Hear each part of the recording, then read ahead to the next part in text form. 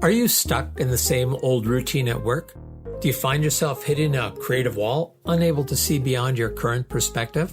It's time to break free and unlock the power of fresh perspectives.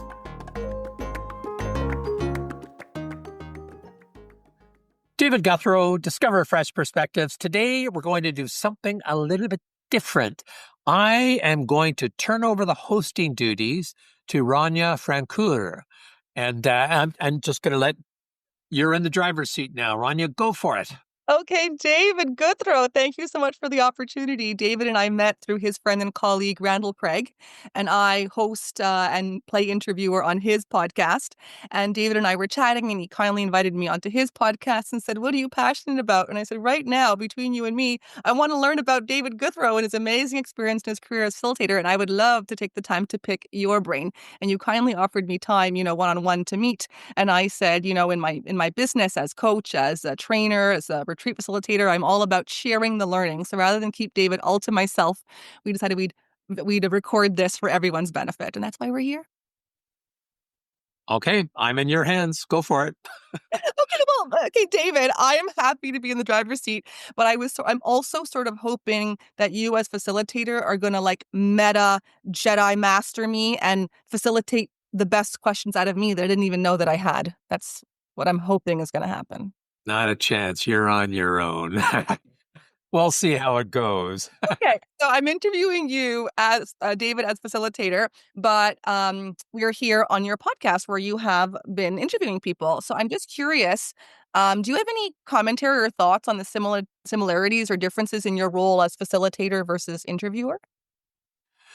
Well, I guess, first of all, I'd probably make a little bit of distinction that I don't think of myself as an interviewer, which perhaps others do, but I look at myself as just being a conversation host. So my intention in setting up this podcast, I guess almost a year and a half ago, was just to have conversations with interesting people to try something new. So I really look at it as a conversation. It's a two-way conversation where I have an opportunity to learn about someone else. And sometimes I think of an interviewer where there's a series of program questions. We're going to go through this and really think about what the greatest value is. And I do not do that at all. I just say, okay, what are you passionate about? Let's have a conversation about that. So maybe that's a semantic difference, but I prefer to feel more like a conversation host than an interviewer. Okay. Well, I mean, you're taking responsibility for the hour and the content. I imagine there's some prep involved, and certainly prep when you work. Absolutely none.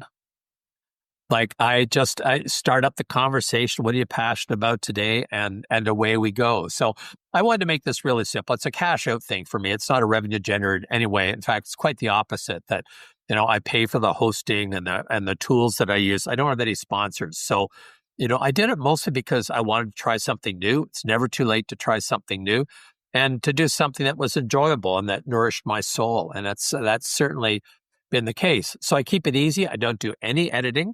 I add the front end and the back end on, and whatever happens in between, whether I stumble on my words, whether I see something ridiculous, it's no different than it would be if you and I were sitting down across a table and just having a conversation. Okay. So now flipping facilitation. Okay. There are all types of people out there. And there are personality testing for those who like to be in boxes and play with boxes. And so there's the Myers-Briggs famed 16 personality types. In your experience, do you think there are personalities that are better suited for the role of facilitator than others? Okay, so let's see. I'm not sure how deep we want to go on this philosophy, but I think that personality types and things like that are interesting lenses into I guess ways of thinking about people that may make it easier to figure out how to best relate to them. I unfortunately I don't like putting people in boxes. I think the value is in recognizing what your tendencies are, what other people's tendencies are, and then deciding what you need to do to have a better relationship with them.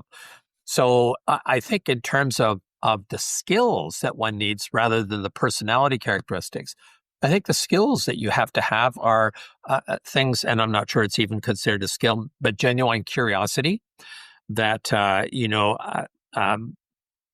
sense of, good listening, I think generally helps. that from my perspective, you are thinking about how to provide value to the listeners and your guests rather than about yourself. So maybe that means having ego in check. I've seen a number of interviews with some good colleagues of mine where it seems like it's more about the interviewer than about the guest, where the ratio of the host talking versus the guest talking is way out of whack. Like, I want to have a conversation and learn about that other person. I don't feel a need to have people learn about me. So whether that's a skill set or a characteristic, I'm not quite sure.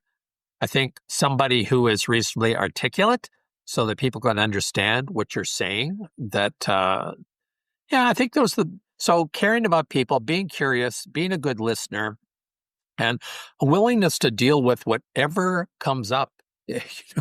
I love it when a guest surprises me with something where I just have a Scooby-Doo moment and go, wow, never thought about that before. That is so cool. So a willingness to be surprised and a comfort with not having to be in control of everything that happens. Lisa, I think that's the way I'd answer your question. Okay, so personality styles not as interesting as skill set. When it comes to, you're the expert facilitator. Okay, I'm here to learn. Okay, I'm the little grasshopper. If we lined up 100 facilitators, does each one have their own unique style, or are there like schools of thought or ways of doing it? Like, can we divide them into type facilitation styles, just like music genres or types of cuisine? You can have a chef or an artist with their own signature style, but it like operates within a certain style. Yeah, I think there are a lot of differences. I think a client probably has expectations of a facilitator. I mean, facilitator has the same root as the word. The root is the word facile, which is basically to make things easier. So I think the role of facilitator is to make the conversations easier, to get more value. There's many different ways to do that. So some people are facilitators where they have a specific process that they follow, and they follow it, to the letter. Others are, much more flexible. My view is that you should be following the value in the conversation, which that means letting go of a thought I had about how exactly things were going to go, or more like being an improviser. And I'll give you an example. I was working with a client quite a number of times up in the Northwest Territories, and they had asked for someone. They asked me if I could do a training session on conflict management. And I've got my certificate from the Justice Institute, but it's not a key or a core area of my practice. So I recommended someone else who I thought was a very, very good trainer. And indeed, this person did a really, really good job. Well, a couple of months later, they the same client asked me if I could facilitate a meeting for them. I wasn't available. And so they ended up, without asking me, went back to the same person who'd done the conflict management program, who I never would have recommended because he's a very good trainer, but he has his own process that he follows. And he wasn't able to adjust in the moment to what the client needed. And they weren't very happy with that.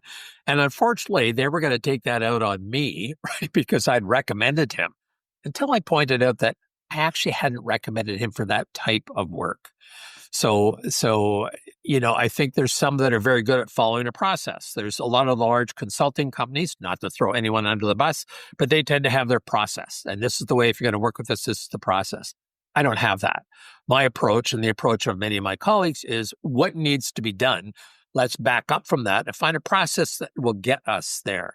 So, yeah, there's a broad range of styles. I also tend to use a fair bit of, hopefully, relevant humor to relax people, make it feel like a psychologically safe environment. And others are pretty much humorless. I believe I believe every facilitator should take their work seriously. I don't think every facilitator needs to take themselves so seriously that it actually gets in the way of performing for their client. Kind of ranged all over the place. Is that helpful, or does that bring up 23 I other got questions? lots of questions, but this is the best. We got to go. Rate your own adventure. Okay. You said following the value of the conversation, adjust to what the client needs. Okay, so what kind of conversations have to happen before the session to make sure that you're not being judgmental, using your own judgments in that situation, or maybe your judgments are the best? You're speaking to the client beforehand to figure out, like, what that means? Absolutely. Like I think designing the kind of meetings I do, it's very much got to be a collaborative effort. So, and that amount of preparation can vary depending upon the client and the context. So in some cases, and I don't recommend this, but I was going down to do some work in Seattle. And the first time that the client had an opportunity to meet with me was breakfast the morning that we got together in Seattle. So that's pretty minimum planning time. And I can do that, not my preference. In contrast with other ones, I've done things like first of all, build relationship. Let's say it's a board planning session. It's actually meeting with the board and making sure that there's good chemistry there. And then collaborating with maybe the board chair and the CEO to design, first of all, agreeing what the outcomes are from the meeting and then design a process to get there. But also, I like to ensure that I have permission if we're in the midst of the meeting and it seems like there's something that we need to do differently, that I have permission to check in with the group to go in that direction. And again, I'll give you another example where I was doing a board planning session, and the board wanted to have at the end of the day an in-camera session. And so usually I get booted out of the in-camera sessions. Like it's not appropriate for me to be there. I remember they come up to my room after and said, "Well, why weren't you in the in-camera session?" Well, in-camera has a certain meaning. It's people are excluded, but they came up and said, "So, would you be willing to change the way that we do things tomorrow?" I said, "Absolutely. Like let's talk about what needs to be done. What are the changes we need to make?" So I'm invested in getting the client value, not in having them follow my brilliantly designed, never failed ever agenda. So that Yeah. the amount of prep really varies. Quite often, the prep is more determinant of the successful outcome of the meeting than the meeting itself. So if I'm doing a one-day meeting, I might spend 3 or 4 or 5 or 6 days on preparation, depending upon what the purpose and the outcome of the meeting happens to be. It's interesting to hear you talk about how you use humor a lot and other people are humorless. And that goes back to my question about style, because I heard from another very experienced facilitator, and he sort of said, in my junior facilitation years, I used to use humor. And now that I'm more experienced, I don't. I have learned to be more invisible and let the client shine. But he presented it like that was sort of like the arc of becoming an experienced facilitator. But you're saying it's not, it's just a style. Well, I say that using the humor lets the client shine. Like if it lets them have a more robust, open, free-flowing conversation, it's great. The humor is not about me wanting people to think that I'm funny. I'm using humor to help create an environment where they can have a richer, deeper, better conversation. It's not about telling jokes and things like that. It's about moment to moment, picking up on the things that are happening to lighten the mood. So like I never find that especially if you're trying to be creative, that taking creativity more seriously actually gets you more creative output. Right. So it's how you be relevant in the moment. Yeah, well said. Well said. You talked about before the skills needed to be a good facilitator, caring about people, being comfortable with the unknown, all these things. Talk to me about tolerance for conflict, because there are some people who run at it like a knife. They're like, we want to open it up, we want to pick it apart. They're comfortable talking about conflict. And there are other people, maybe this is even cultural, not just individual, but cultural also. People who are, they just want it to float past like a cloud and hope it doesn't combust, when they're in the room. What do you think about that piece? Well, I think if you're as a facilitator, part of my role is to help bring about a change. It's really hard to bring about a change without having conflict of some sort, and conflict is a difference of opinion, where there's an opportunity to deepen understanding and resolve it. So if there's conflict that's purposeful conflict that's helping us get to a good decision, then I'm all for that. However, sometimes I will have to say that this conflict, we agreed on what we wanted to get out of this. I don't think this is taking us in that direction. And not just my judgment, but does the group feel this is taking us where we need to go? What do we need to do to have a conversation that we can differ respectfully and get to a better decision? Some people they want to have conflict for the sake of having conflict. And then it's a matter of calling that out in a way that's safe for that person in the group, to say this isn't taking us where we want to go. And there's been times, very rare in my career, where I've actually given someone the option to not be part of the meeting because it's not taking us where we want to go. And I'm not going to out you. I'm not going to talk to your manager, but my job is to get us to a certain place. And this is totally getting in the way, and to be willing to have those tough conversations. So I say the conversation around conflict depends. If it's purposeful, if it's taking us where we want to go, it's a question of how we manage the conflict, not whether or not we choose not to have conflict. And I think sometimes the conflict that doesn't get expressed is way more challenging than the conflict that does. Yeah, true. When we talk about leading and influencing people, there's been a lot said and many books written about the idea that people trust and want to follow people who exhibit warmth and who demonstrate that they're capable, right? And these are not trade-offs. The most trusted people are able to turn the dial up and down depending on what the conversation is needed.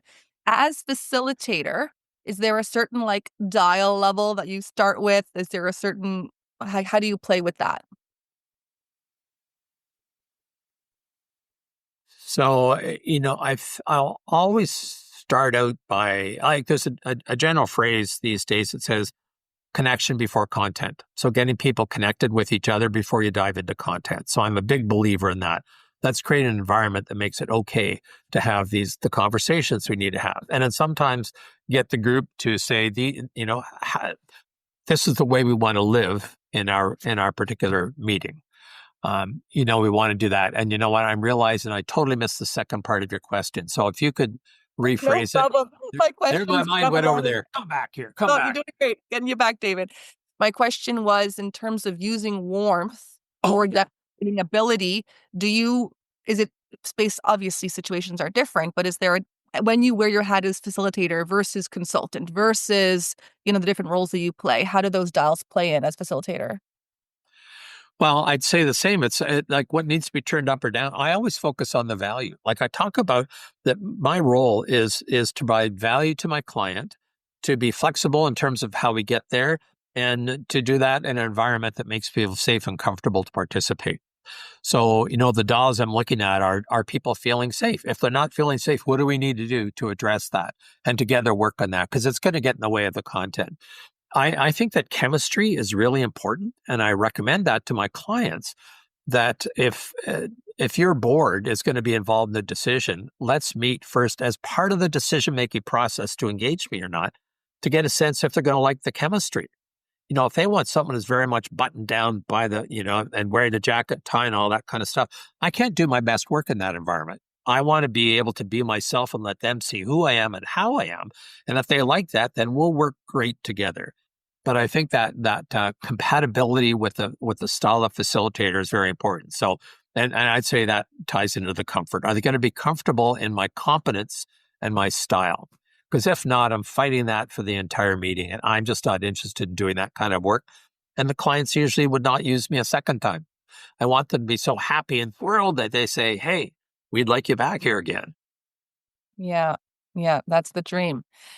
I actually My next question. As organizational leaders, we are advised to pause, not to be impulsive. As facilitator, you're having intense conversations with people. Sometimes there's that conflict that's being worked through. As facilitator, do you feel like, how do you get to take pause? Like, is there the luxury of taking pause? Like, do you get time to think? Or is the facilitator expected to keep moving? Like, we got 3 hours, 6 hours, 8 hours here. Like, how do you take the pause? Or as facilitator, do you think there's a place to be strategic and role model how you are taking pause for the people in the room?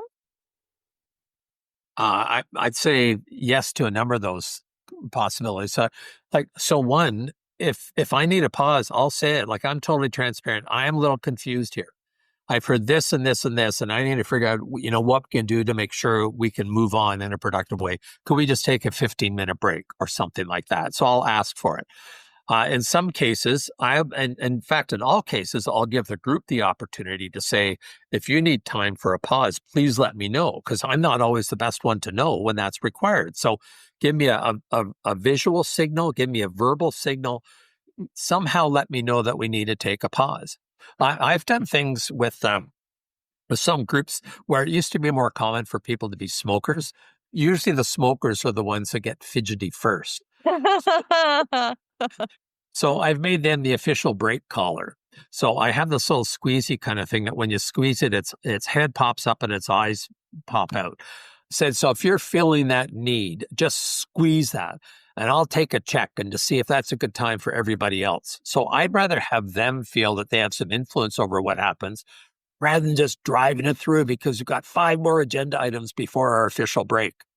So I think it's modeling it myself. It's giving them permission to do it and to set that up right up front, right? So we don't have to wait for a problem for them to think about how do I call a break? Sometimes, especially if it's a very emotional conversation, you need to take a break. There's no point in driving through because people's heads just aren't into it. Yeah.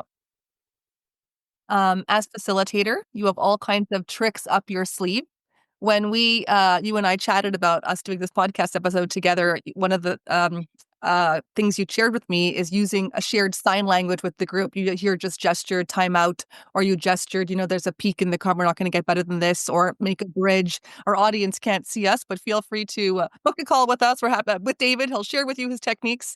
When it comes to using more techniques, like formal techniques, how often would you point it out to the room and say, like, this is a technique I'm using now, like I'm using this strategy now to let them in on the process? Or when do you choose to use sort of sleight of hand and be invisible in your technique so that they're like moving through it?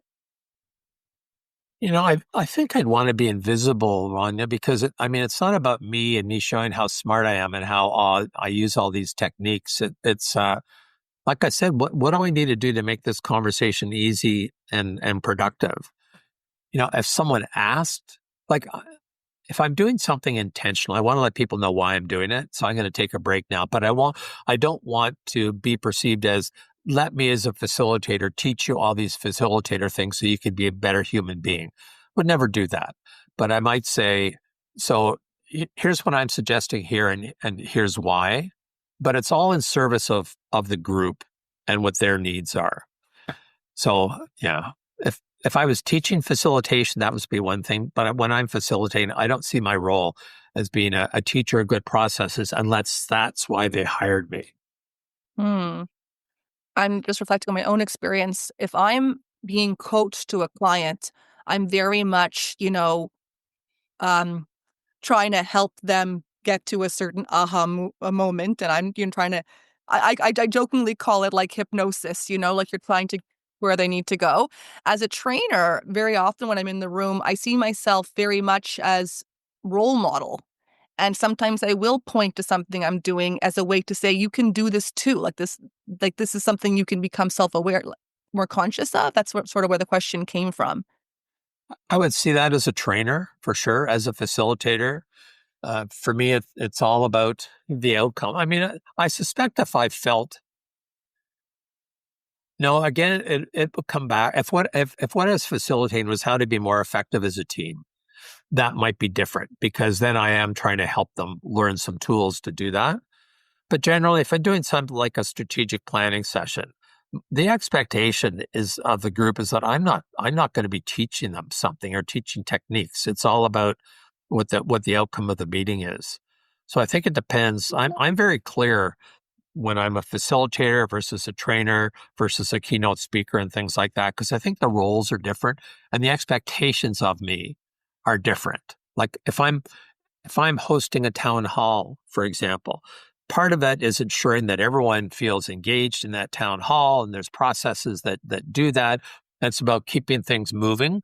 I would never in a town hall say, let me just share, let me just teach you how to get more out of this town hall. That would just be so inappropriate in my view. Others might feel differently about it, but I wouldn't do that personally. Hmm. Okay. Let's think about that town hall. They're having a brainstorming session. People are sharing who they are. Okay. Some people come to a meeting with the attitude, with the perspective that the answer is in the room. And in my experience, the answer is not always in the room. It's not. So what do you do? Would you agree with that or you don't agree with that? Well, I take the approach that if you're using a facilitator, it's because you believe the answers are in the room and you want to extract them. If you want the answers from me, then I'm a consultant and it increases my liability insurance, and I'm not interested in doing that. But I do believe that the answers are in the room. Now, there may be answers to a different problem than the one that we came there to talk about. But I do believe that it's my job is to draw it out of the people that are in the room. So they're more likely to buy into any decisions that are made because they're part of it. If the answers aren't in the room, then I think we need to take a pause and say, so what other information do we need? And let's take a break until we can get that information. And that break might be a couple of hours, it might be a couple of days, it might be a couple of weeks. But again, it's all in service of what the outcome is that you're looking for in that particular town hall.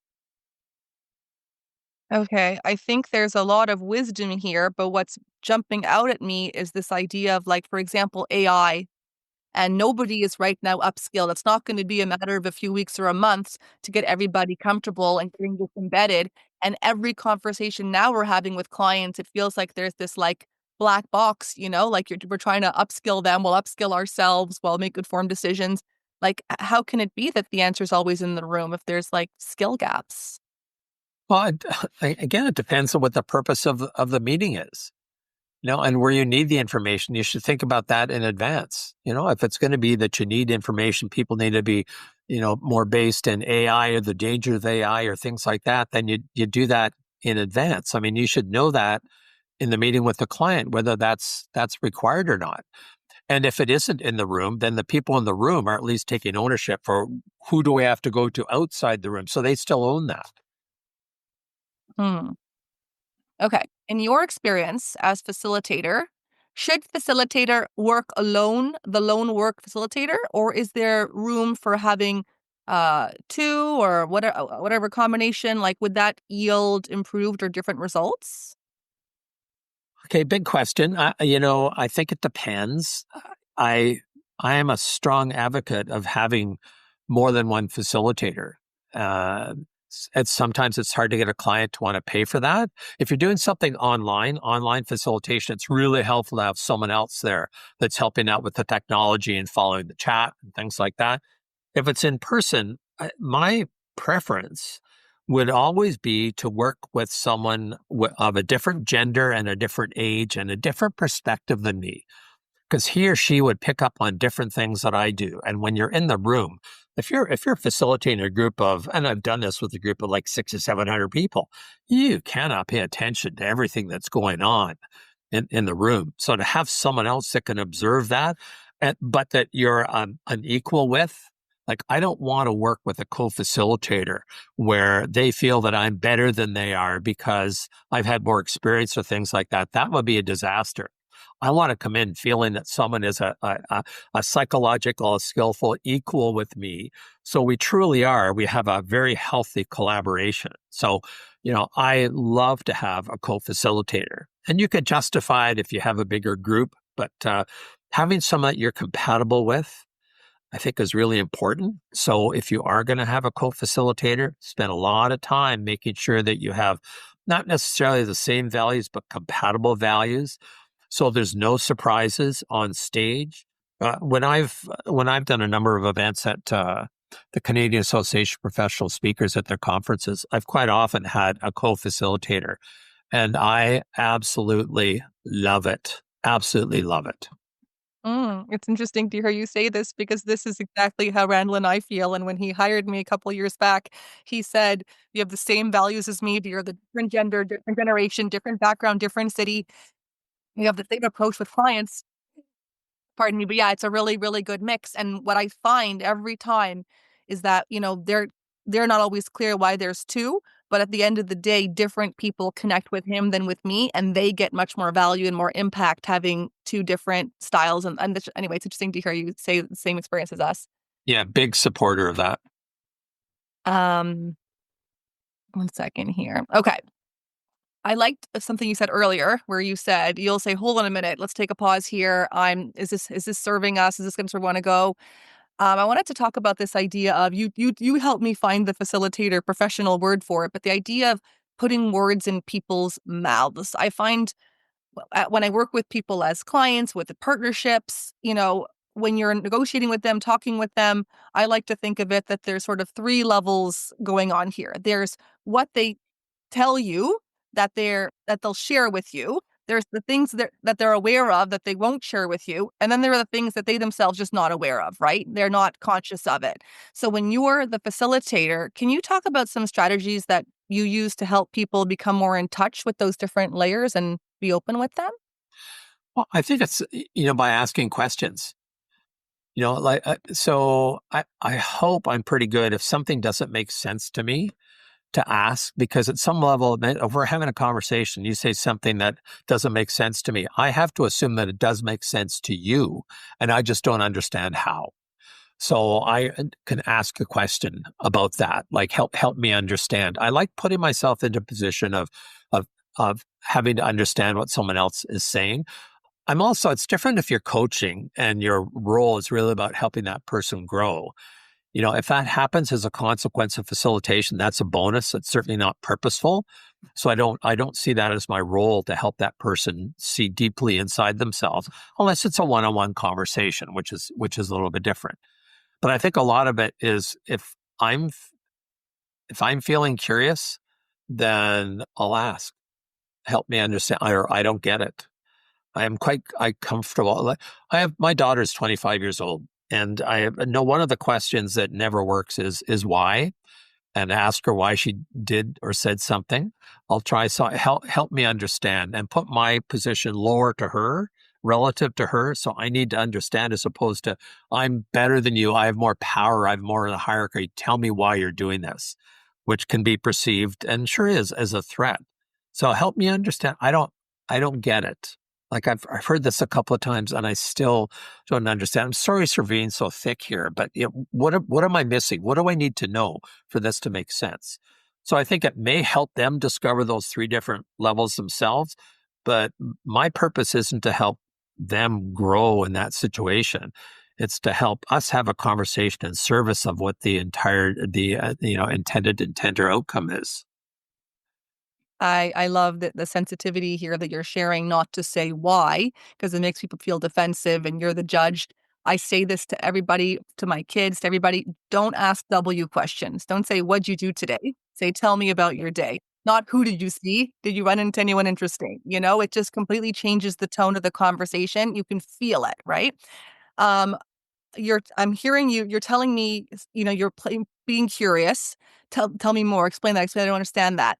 Would it ever be appropriate if people are not being forthcoming? Not every organization has that culture where they're forthcoming, and not every, if you have a bunch of depending on the room, you have people that are more chatty, people are less chatty. Would it ever be appropriate to, like I said before, I don't want to say put words in their mouth, but if you say, I'm going to say a statement, is this true, not true? Does it resonate with you? Like, how do you get the temperature going? Like, is there a way to poke it to spark something?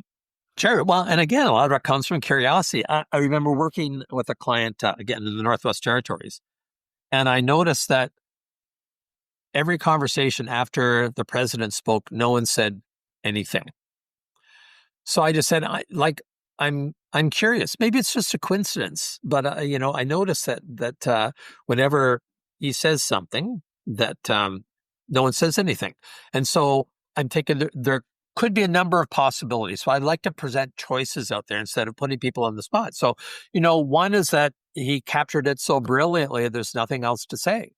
One might be that it feels uncomfortable to follow up on something he says, in spite of his expressed desire to do that. So provided a number of different possibilities that they could respond to. So it's kind of naming what I'm seeing in the room that may not be as effective as it could be. And in fact, fortunately, my direct client, who's the only woman in the room, spoke up and said, I call bullshit. Right. I remember having a conversation with the president. Again, I won't use his name, but I asked him and about a couple of different things. Three people in this room came up to me afterwards and said, "Do you not value your job? Do you know what you just did?" So she called BS and said, "So I don't. Not for me to say if that's the case or not, but what do we need to do together to make sure that the conversations that need to happen happen?" right? Because a lot of times it just doesn't. There's got to be different ways. Again, it's you know, being self-aware when I'm feeling something is off without knowing what it is, just to say something just feels off to me. And I may be wrong. I just want to open up some space to have that conversation. So and I'll do that whenever I think it's necessary. Do you ever get in trouble for it? Um, you know, do I ever get in trouble for it? Well, I think only once, and I was quite happy I did because I feel that when and maybe it's easy to look at it at my tender age, but I always think, what's the greatest and best good that can be done by me being in front of this group? And sometimes the person who hires me is the problem. Now I'm a little bit smarter because in the contracting phase, I say, it's possible that you may be the problem, the very issue you're trying to address. If that turns out to be the case, I would like your permission to let me bring that up. And if the person says, no, I'm not willing to do that, and I say, then I think I'm not the person for this job. Right. And I actually can think of another circumstance doing some work with the consulting branch of a major accounting firm where they said, I just want you to know that we don't admit to our clients when we made a mistake. I said, well, then you probably don't want to be engaging me because I have a fundamental problem with that. And so there's been times when, before I started having this conversation in advance, where people said, this was when I was going through a broker, said, we'll never hire him again, right? Because he did this. And that was my sense in the room, that there were things that needed to be said, needed to be heard to vent, that the person who hired me didn't think was appropriate and wanted to hear. That's only ever happened once. But yeah, there's a danger of doing that. So as a facilitator, as a consultant, as a coach, I think one of the things you always have to ask is, where are we prepared to sell out on our values and our truth? And if I'm working with a client and all I'm concerned about is getting more business with them, that's going to be capturing a lot of my brain power, a lot of the cycles, instead of what's best for the group. I don't want to be thinking about that. I don't. Yeah, I'll just leave it at that. I don't want, when I'm in front of a group, my primary driving motivation is to ensure I get rehired. It's probably why I wouldn't work really well in a large consulting company where I had quotas that I had to hit, to be honest. It's always interesting and meaningful to hear people talk about their values that they, live by at work. I want to talk about I don't know, ageism maybe, or reverse ageism. Do you think age and the maturity that comes with age can only a better facilitator make? Like, is the calm and wisdom that comes and experience from years only going to help the client? Or is that not true? And the immature person, you have immature, more senior people, or maybe a client wants a jumpier, younger energy for their facilitator. Like, could it be any of the above? I think I need that question narrowed down a little bit. I'm having one of those moments, like I'm not sure I where to think go. of the people that I want to go to for wisdom, for to make calm, to make peace. Is it a more mature, aged, experienced person? Like, will a more mature facilitator in terms of age only a better facilitator make? I think there's way too many variables, way too Yeah. many variables. For example, if I'm working, I remember when I first started doing work in the credit union system, I was having a conversation with a potential client. It was to be facilitated meeting with the 30 CEOs of the largest credit unions in the country, and we had a great conversation. And at the end of it, the person that was doing the hiring said, "So these are all." Like older, experienced, very experienced CEOs, and they're really, want to list as someone who's got a lot of life experience and things like that. And I said, well, at the time, I said, well, I'm 55. Like, how much more do I need? And I almost lost the business because I sounded too youthful and too energetic and things like that. So, right. So people will hold those thoughts. If I was working with a high-tech startup and the CEO was like 25 or 30, my age would not serve me well at all. Like, how could you possibly know about what's going on? The fact I could or not, the optics aren't great about that. Just like someone who's been a CEO in a largely male-dominated environment, largely white by nature, well, how would they feel about a younger, a female facilitator of color? Well, they might not say it, but they might, have a sense that maybe this isn't the right person for me. And this is why the chemistry is so important, that you have a chance to be face to face and give a chance a person to experience it. And I'd say it's not about how experienced you are, because some people have 40 years experience, and other people have 1 years of experience 40 times because they haven't grown. They haven't expanded what they do. Yeah. And there's some people that are a fraction of my age who are way smarter and way more skilled than I am. And if I ever have an opportunity to work with someone like that, I really make it clear early in the engagement with the client that this person is, absolutely my peer or my intellectual superior. So let's get the most of this person. So, the fact that it makes it easier for me to do like board work and things like that, where a lot of the board members tend to be older, and, I haven't got a lot of hair, and I'm obviously older than a lot of people. And so doesn't necessarily mean I'm good though, but the optics support that. So that's why there's so many, it depends on that question. You can be,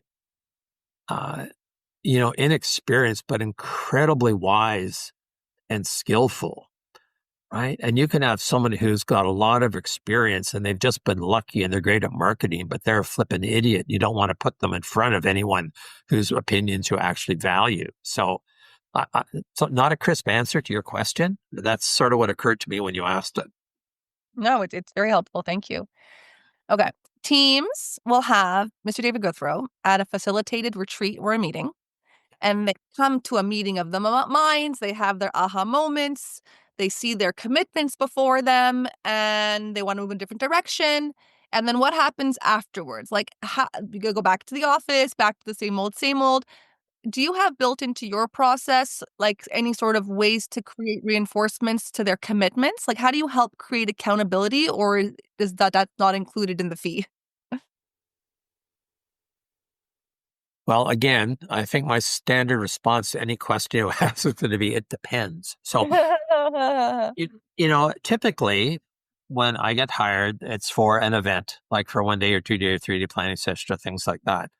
And everyone's trying to, keep the budget to a minimum. And the thought of engaging me to do follow-on business and follow-on support isn't, they don't think about that. Like, we'll do it ourselves. My experience is that many don't, especially when I've worked for the same organizations like 10 or 15 years, come back and say, so what have you done from last time? Oh, very good question. But what's new? Drives me nuts. I think it should be included as, what do you do? To me, it's about how you get value. What's the return on your investment? How do you increase the return on your investment of paying me to work with and be with your group? And if you want to really gain that investment, then here's some ways to do it. We can have periodic check-ins. I can be the person that's just sits in on your meetings and makes observations, not facilitates, but offers observations. There can be like quarterly meetings, which I'm doing with one client, where once a quarter I come in and we build on it, which is great. I wish that was part of every engagement I had, because, unfortunately, if I come in and do a great job and I get a reputation for doing a great job, but nothing changes in those organizations, that doesn't help me a whole lot. Yeah. I remember one time when I was talking to one client about this, is that here's the cost of the engagement. And then there's this additional, let's just to say $20,000 for the next year that you can draw down on for me to come in and support the work you're doing. And at the end of the year, I hope that's fully used up. And if it's not used up, I get to keep it. Right. Mm-hmm. So the agreement is, I'm putting this money aside because I want to see effective change. And I say, that's great. And it's like an account you can draw down on. Like I said, at the end of the year, if you haven't used me, I'm going to need that money because I'm not going to get more work with a reputation that I don't actually make a change in the organization. That's kind of gutsy to take that approach. But I think if you have people making the decisions that understand sort of the bigger picture of complex change, they will get the importance of doing that. I would say a small percentage do, but the ones you do, it's just a fabulous relationship where it's a trust-based relationship. That it's all about how you get value for me, not about how do I get as much money as possible from having you as a client. Yeah. Okay, I have one more question before I flip it back to you. Mr. David Gouthro, humility aside, let's put it all on the table. Do you think your top facilitators are smarter than your average bear? Do facilitator brains work differently than others? Yeah, I'd say it depends. Like it's not as ever. It's not about the role. It's about what you do with the role. So, do they have a different skill set? Yes. Are they any smarter? Not necessarily. And a lot of times, they're not nearly as smart. And like I don't feel I'm Good nearly. ones? Sorry. Even the good ones? They're not smart?